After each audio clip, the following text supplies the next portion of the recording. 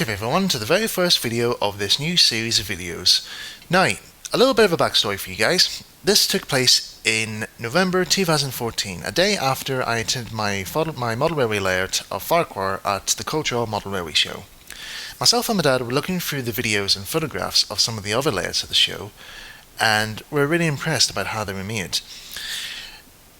Shortly afterwards, my dad said to me, "It's a pity you couldn't have brought your other layout of Farquhar to the show." The layout he's referring to is the one I built in 2007, which is the 4x8 feet baseboard, and you may have seen it a few times in some of my videos. Now I said to him, yeah, it's a pity I couldn't have brought that along, because that way people will have more time to see the trains, and also there's more scenery wise. You can enjoy some really good scenery whilst you're seeing the trains perform their tasks. But the problem was that the layout is too big to transport, so I said in order to do that I would have to modify that layout, so I have to break it into, dismantle it in parts so that it'll be easy to transport, but that will also mean damaging it at the same time.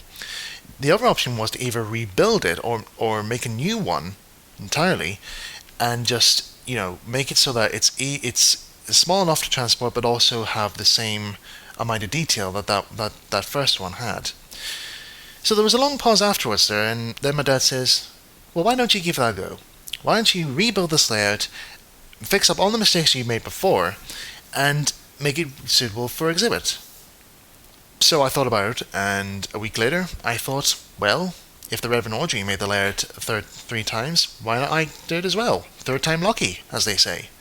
So this is where I'm at. So this is the start of a series of videos where I'm going to be making the proper replica of the Farquhar branch line layout, built in 1955 and was first exhibited at the Wisbech Trades Fair.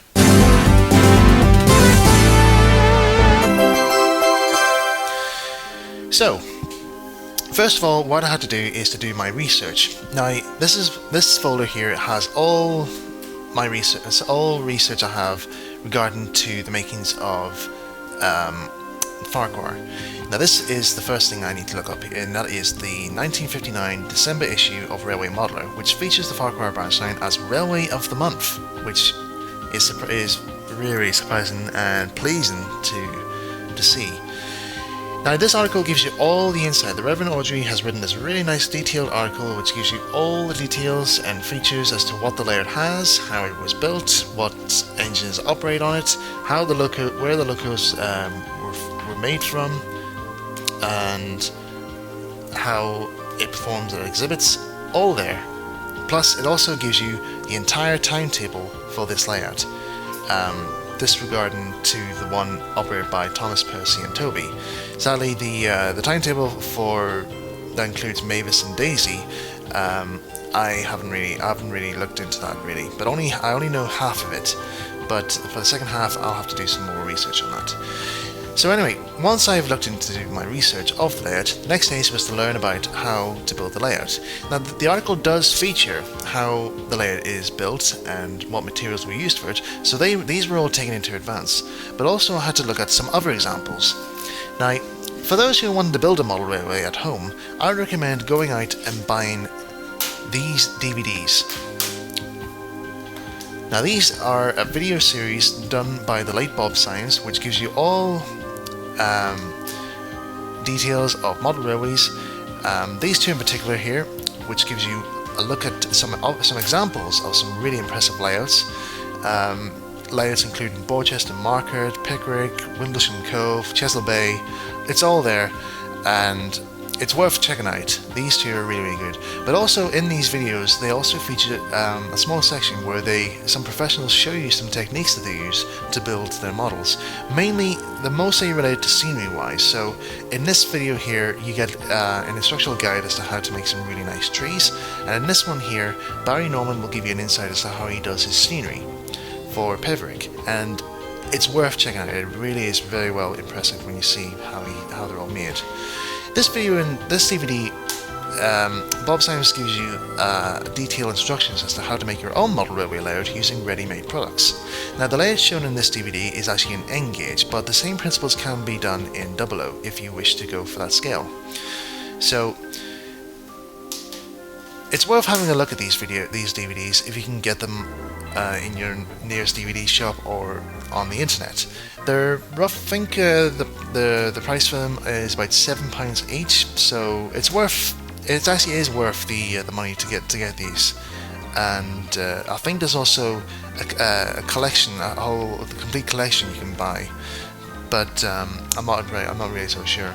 But there's also other good examples on YouTube. Some very good modelers on YouTube give some good detailed instructions as to building your own layout. So it's, if you don't wish to buy these DVDs, it's worth having a look on YouTube and see what you think.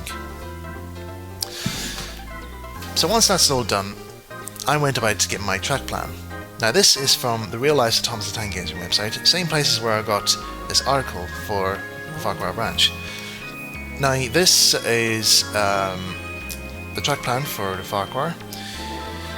Gives you all the details, which how big the layer has to be, where the track has to be laid, where the building has to be, all that there, it's all done.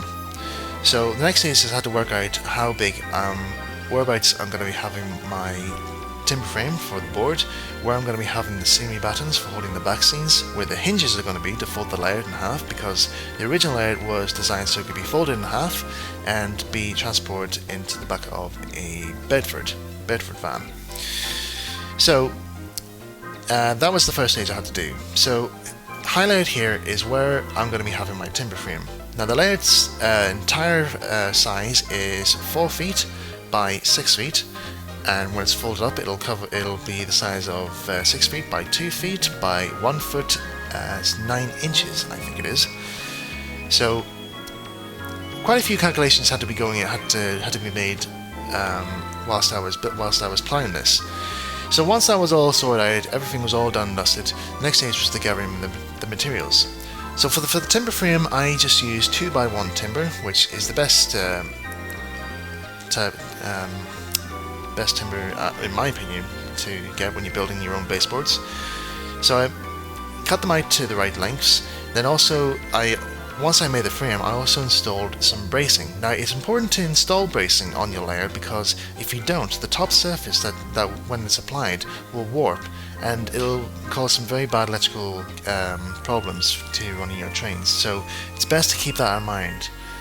So once that's all done, I then was set about putting on the top surface. The top surface is actually 2 separate sheets of sandila cut to 2 feet by 6 feet, and they were simply glued and screwed on top of the timber frame. Also making sure that the boards were flushed with each other to make sure that the boards line up correctly and flush. Afterwards, the batten frames, the battens were then glued and screwed on. These were 2x2 timber, and then also got some box hinges. I think they were. All these were all available at your local DIY store. So once that was all done, I then went about laying the track and getting the scenery boards up. Now I will cover this later on in another video, but for now this is pretty much what I've got all sorted out.